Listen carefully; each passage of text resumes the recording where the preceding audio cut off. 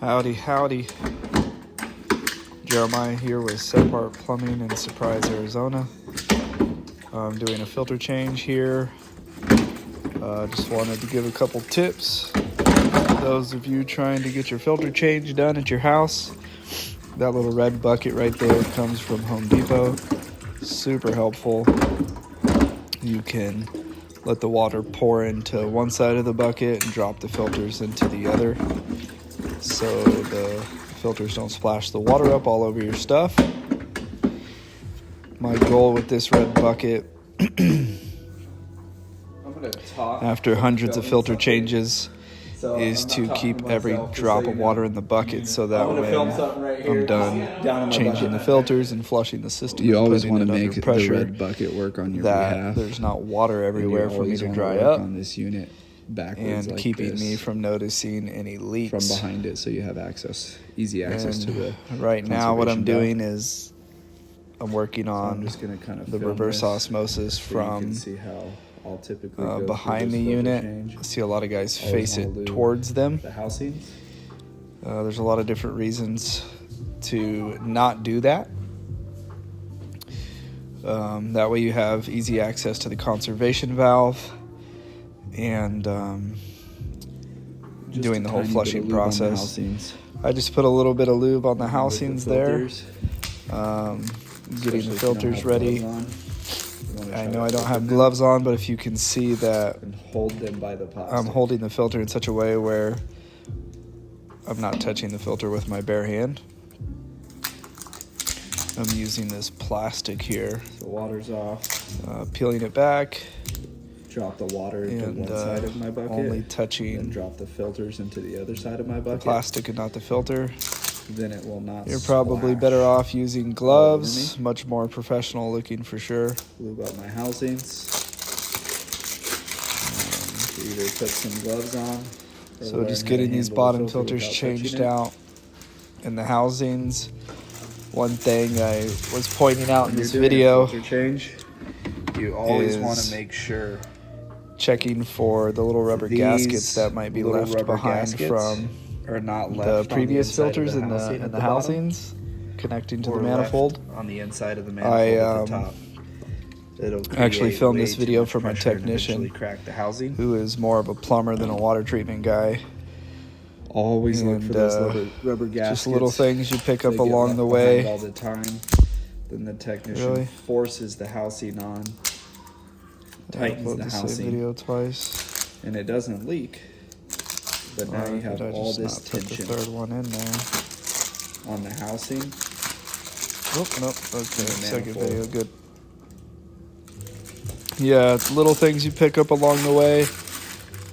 If those gaskets get left behind, it creates too much tension with the housing and the manifold. Eventually cause them to split, especially if you're doing a filter change on an old unit. Hold it up. I always tell customers I don't service them after about 8 years, from the bottom, especially if it's not my customer and I'm just kind of taking over an old unit. You can hold it with one hand.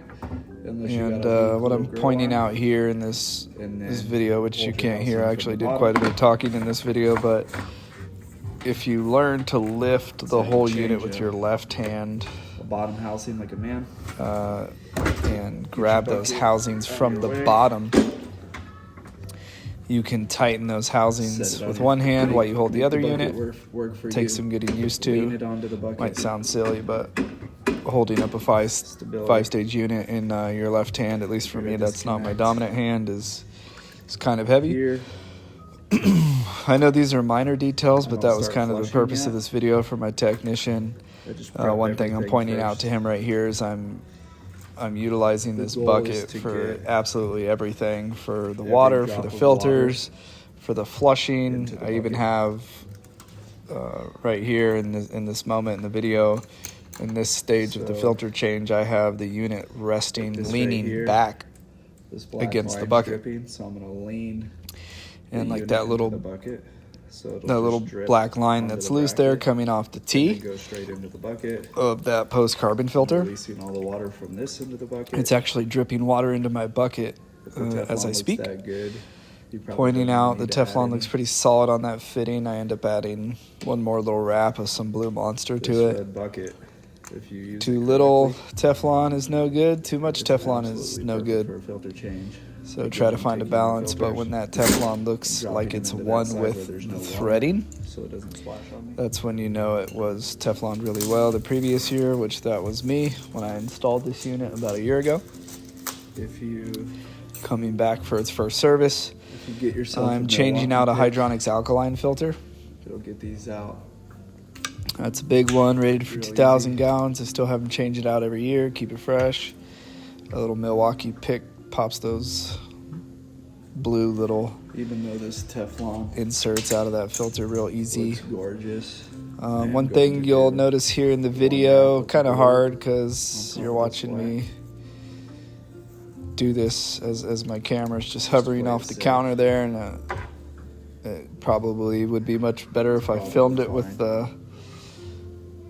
camera on my head or something, so you can be looking at the unit as I'm looking at the unit. I'll probably do that at some point in time. This is just kind of a real sloppy, spontaneous video, but thought I'd post it anyways. But one thing you'll notice in this video is I'm putting this Hydronics alkaline filter right after the membrane for extended contact time. And so water will come out of the membrane, individually, flush the alkaline, and then it will flow through the alkaline filter. It'll go into that T, into the tank. Then once the faucet or fridge is opened and used for water, the water will come out of the tank, go back through the T, and then through the post-carbon filter. So that's how I like to install it. There's a few different ways you can do it. Osmosis for install and for service. I believe the instructions for most alkaline filters say to install it right after the membrane for that extended contact time, because the water comes really slow out of the membrane. That's the point.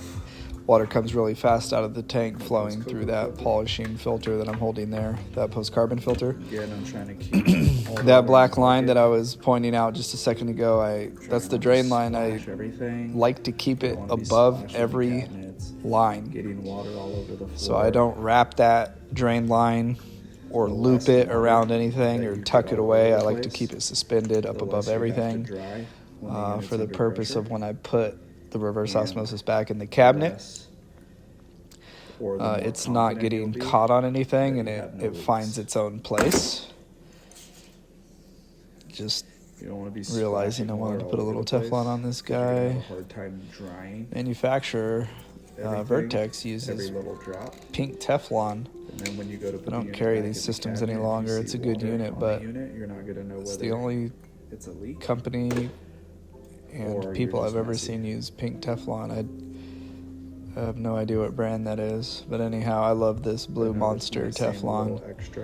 You can get it at Home Depot. It's fantastic.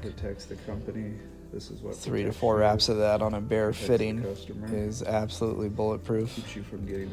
I'll use that Teflon with pipe dope for all kinds of different plumbing applications. So just prepping the alkaline filter, prepping the post-carbon filter, and just getting ready to move into flushing the unit. This video is incredibly slow because in the video I'm actually talking quite a bit. Alright, so again.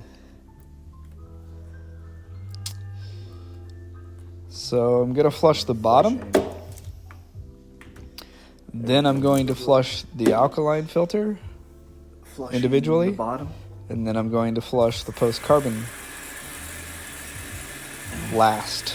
And notice I'm using that. Flush the bottom first because it shoots a bunch of carbon into the bucket.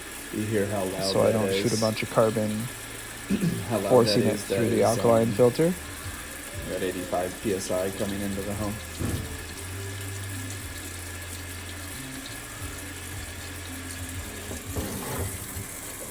Right now I have the water turned on to the whole unit. Here in just a moment, flush the bottom for a few seconds. I'm now going to control the flow of water. Now I'm going to control the flow of water from my ball valve on the gauge here. I have this gauge and this ball valve. I'm going to connect to the alkaline filter with a T and flush it into to help me with these annual filter changes that I do. Okay. Now I'm flushing the alkaline filter.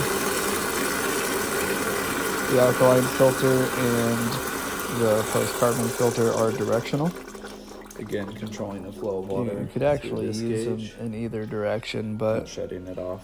I tend to not play around with that and just use it in the direction it's labeled for. Water, it keeps it so the water will come out of the membrane, pass through the alkaline filter a certain direction, into the tank, come out of the tank, and then pass through the post-carbon filter a certain direction. These are labeled. I'm bringing everything to me over the bucket. Water splashing Again, I'm trying to keep the unit, the cabinets, everything nearby as dry as possible. We flush the alkaline filter. Now, when you flush this post-carbon filter, you want your tank closed and your faucet open. That way you do not, if you have the tank closed and the faucet closed and your RO is hooked up to your fridge, you're going to send all this fresh carbon powder straight to your ice maker. Do not do that. The ice maker might not make it. So right now I flush the bottom by itself, flush the alkaline filter by itself. Now I'm sending water from the bottom through the alkaline filter and through the post-carbon filter. Can't go in the tank, can't go to the fridge because the faucet's open, and all the black carbon powder from that post-carbon filter now up above is going through the faucet. Now I'm going to turn off the water in the back of the cabinet, depressurize the entire unit, and I'm going to turn off this little put everything back together. Ball valve right here. Send water to the unit, at my gauge here in just a moment, and put it under and pressure. I will get everything hooked back up. And one thing I'll do is close the tank, close the faucet, turn the water back on. That pressurizes the unit. We'll check for leaks. Once I'm done, I'll open everything up and put the unit back. Thanks for tuning in.